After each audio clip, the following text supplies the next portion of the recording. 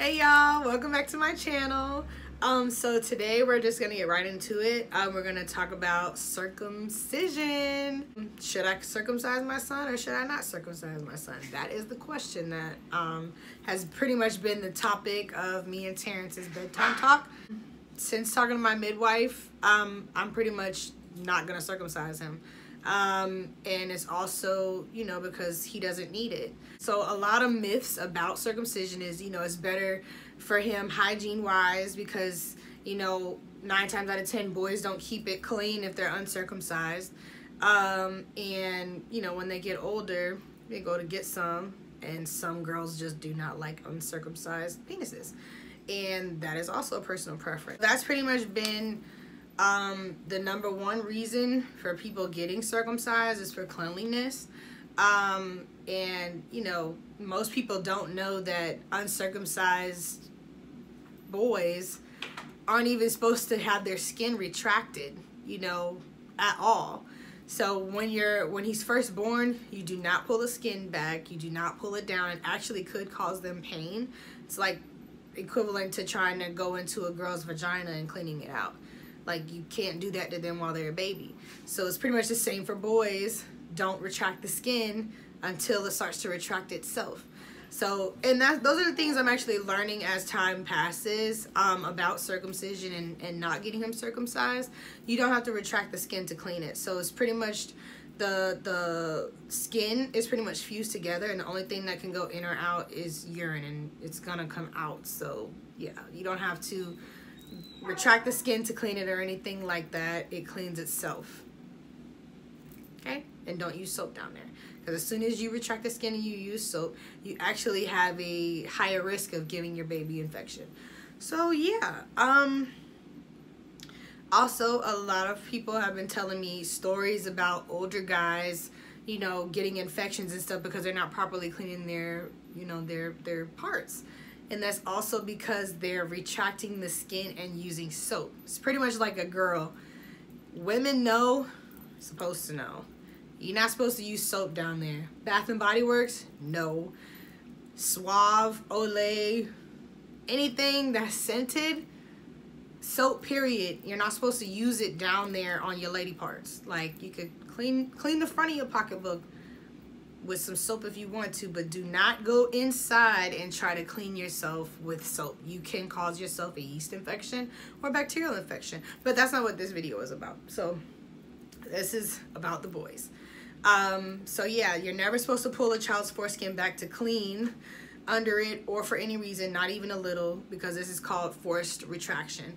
And the foreskin is fused to the head of the penis, sometimes even through puberty. So you don't have to retract the skin, it'll retract itself. And once it does, your guy, like your partner, your husband, your boyfriend, your baby daddy, whoever, or you have to show him as the mom, show him how to clean it properly, and that's without soap. So yeah, the only person who should ever retract a boy's foreskin is the boy himself. So forced retraction can be painful and can cause bleeding, infection, and other complications. So it's best to wipe gently from base to tip with no soap. So yeah, I got that from yourwholebaby.org for basic intact care. So if you want your baby intact, that's the way to do it. Yeah. So, and a lot of doctors also promote circumcision because they're not properly educated on uncircumcised penises. A lot of people don't know, overseas, getting circumcised is like being uncircumcised here in America. It's not common. So you pretty much just weigh your options. Honestly, I watched a documentary I've been researching, but this documentary on Netflix called American Circumcision, y'all, I'm not saying it's one-sided. You see both sides of the argument. So it's pro-circumcision and is it anti-circumcision? Whatever it's called. You not with it. So you see it from both sides, but you hear it from nurses and doctors that agree, on either side of the argument. And when I saw that, and I finished it, I was just like, oh my God, it's not needed. You don't have to do that. So that's something that I pretty much come to terms with. We're not getting him circumcised. We are not getting him circumcised. If I can help it, I'm not cutting him. We're gonna figure it out together. And if he gets old enough and decides he wants to do it, that's his choice. But yeah, that's pretty much it.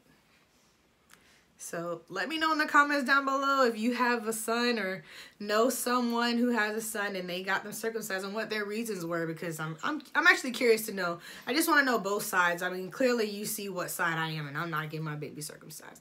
But if you know someone who did it and what their reason was, I'd love to hear about it. Like, put it in the comments.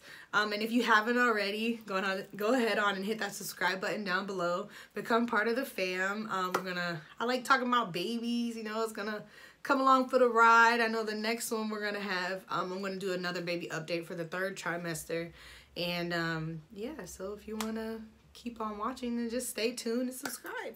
Yeah, and all the studies that they have about kids getting UTIs and stuff, that's from studies that have been pushed together and put together in like the 1980s and early 1990s. Circumcision prevents HIV and AIDS. Like, what? Oh, and I'm also not vaccinating him. So if y'all have opinions about that, let me know in the comments down below, because that could be a whole nother video, because he's not getting vaccinated either. So yeah. Y'all, that's pretty much it. I just had to come on and talk about that, because that has been like a topic for me and my family. So yeah, catch you in the next video. Peace.